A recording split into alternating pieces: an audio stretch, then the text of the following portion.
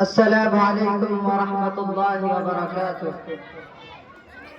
الحمد للہ کفا وسلام علی عباده الذین اصطفى، اما بعد فاعوذ باللہ من الشیطان الرجیم، بسم اللہ الرحمن الرحیم۔ اقیموا الصلاة ولا تکونوا من المشرکین۔ صدر انجمن، حکم صاحبان، مشفق و مربی، ہمارے اساتذہ اکرام اور دور دراز سے آئے ہوئے مہمانان اعظام، ابھی جو آیت کریمہ پڑھی گئی ہے اس کا ترجمہ یہ ہے کہ اقیموا الصلاة ولا تکونوا من المشرکین، نماز قائم رکھو اور مشرکین میں سے نہ ہو جاؤ۔ آپ حضرات آیت کریمہ اور اس کا ترجمہ سن کر سمجھ گئے ہوں گے کہ آج کی اس مصاحب میں نماز جیسا فریضہ کے بارے میں کچھ باتیں بتائی جائے گی۔ آپ حضرات جانتے ہیں کہ اسلام کی بنیاد 5 چیزوں پر قائم ہے، جیسا کہ عبداللہ بن عمر رضی اللہ عنہما سے روایت ہے کہ نبی صلی اللہ علیہ وسلم نے فرمایا، بنی الاسلام علی 5، شہادت ان لا الہ الا اللہ وان محمد رسول اللہ، واقام الصلاۃ، ایتاء الزکاۃ، والحج وصوم رمضان۔ اسلام کی بنیاد 5 چیزوں پر قائم ہے۔ نمبر 1، اس بات کی گواہی دینا کہ اللہ کے سوا کوئی حقیقی معبود نہیں اور محمد صلی اللہ علیہ وسلم اللہ کے سچے رسول ہے۔ نمبر 2، نماز قائم کرنا۔ نمبر 3، زکوٰۃ دینا۔ نمبر 4، حج کرنا۔ نمبر 5، رمضان کے روزے رکھنا۔ اور سنو، وحدہ لا شریک، مالک ارض السماء، خالق کائنات نے سورہ انفال میں فرمایا، الذین یقیمون الصلاۃ ومما رزقناہم ينفقون، اولئک هم المؤمنون حقا، جو نماز کی پابندی کرتے ہیں اور ہم نے ان کو جو کچھ دیا ہے وہ اس میں سے خرچ کرتے ہیں، یہی لوگ سچے ایمان والے ہیں۔ اس آیت کریمہ سے یہ معلوم ہوا کہ حقیقی مومن وہی ہے جو نماز کا پابند ہو، اور اس لیے ہم تمام مسلمان بھائیوں کو نماز جیسے رکن سے روگردانی نہیں کرنی چاہیے۔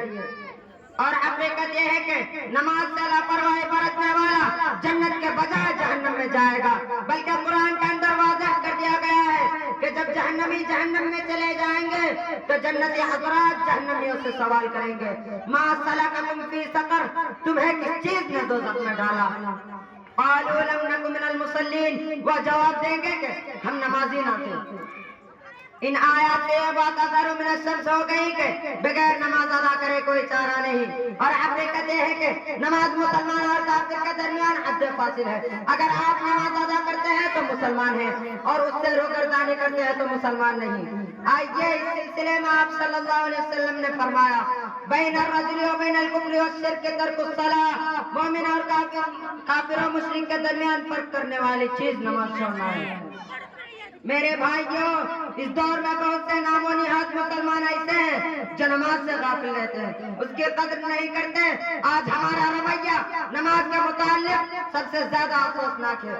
رمضان کے روزے ہم اللہ اللہ کر کے رکھ لیتے ہیں، اللہ کے فضل و کرم سے زکوٰۃ کی ادائیگی بھی کر دیتے ہیں، لیکن نہ جانے ہمیں اس سے اتنی نفرت کیوں ہے۔ آج ہمارا حال یہ ہے کہ فجر کے وقت بستر پر سوئے کھراٹے لیتے ہیں، ظہر کھانے پینے اور عیش و عشرت کرنے میں گزار دیتے ہیں، عصر مال و دولت کمانے میں گزار دیتے ہیں، اور مغرب بازاروں میں گھومنے پھرنے میں گزار دیتے ہیں، اور عشاء ٹی وی اور موبائل سے واٹس ایپ فیس بک وغیرہ دیکھنے اور چلانے میں گزار دیتے ہیں، اور ہفتہ میں جمعہ وہ بھی 2 رکعت گاؤں اور محلے والوں کو دکھانے کے لیے مسجد میں جاتے ہیں تاکہ لوگ یہ نہ کہیں فلاں کے بیٹے جمعہ کی نماز بھی ادا نہیں کرتے۔ افسوس صدا افسوس، آج ہمارے پاس سڑکوں اور چوراہوں پر بیٹھ کر ایک دوسرے کی غیبت اور چغل خوری کرنے کے لیے وقت ہے، لیکن نماز کے لیے ہمارے پاس وقت نہیں۔ آج ہمارے پاس پارکوں میں گھومنے پھرنے کے لیے وقت ہے، لیکن نماز کے لیے ہمارے پاس وقت نہیں۔ آج ہمارے پاس دنیاوی آرام و آسائش کے لیے ہمیں کمانے کی فکر ہے، لیکن نماز ضائع ہو رہی ہے، اس کی کوئی فکر نہیں۔ عزیزان گرامی، کس قدر افسوس کا مقام ہے کہ نماز دین کا ہم ستون، کفر و اسلام کے درمیان فرق کرنے والی عبادت، آنکھوں کی ٹھنڈک، اور آج ہم اس سے غافل ہیں۔ اپنے آپ کو مسلمان کہنے کے باوجود ہم نماز سے دور ہیں، جبکہ نبی صلی اللہ علیہ وسلم کے زمانے میں منافقین کو بھی نماز ادا کرنی پڑتی تھی، حالانکہ ان منافقین کا انجام قرآن مجید میں کافروں سے بدتر بتایا گیا ہے۔ وَإِذَا قَامُوا إِلَى الصَّلَاةِ قَامُوا كُسَالَىٰ، بڑی کاہلی کی حالت میں کھڑے ہوتے ہیں. گویا ہماری حالت ان منافقوں سے بدتر ہے. مسلمانوں ذرا ٹھنڈے دماغ سے سوچو, کیا ہم اس لیے پیدا کیے گئے ہیں کہ مسلمان بھی رہیں اور عمل سے عاری بھی رہیں؟ آخر میں اس شعر کے ساتھ اپنی بات کو ختم کرنا چاہوں گا.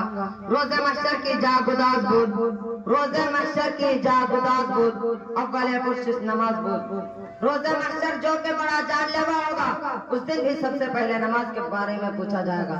آخر میں اللہ تعالیٰ سے دعا ہے کہ ہم تمام مسلمان بھائیوں کو 5 وقت کی نماز ادا کرنے کی توفیق عطا فرمائے.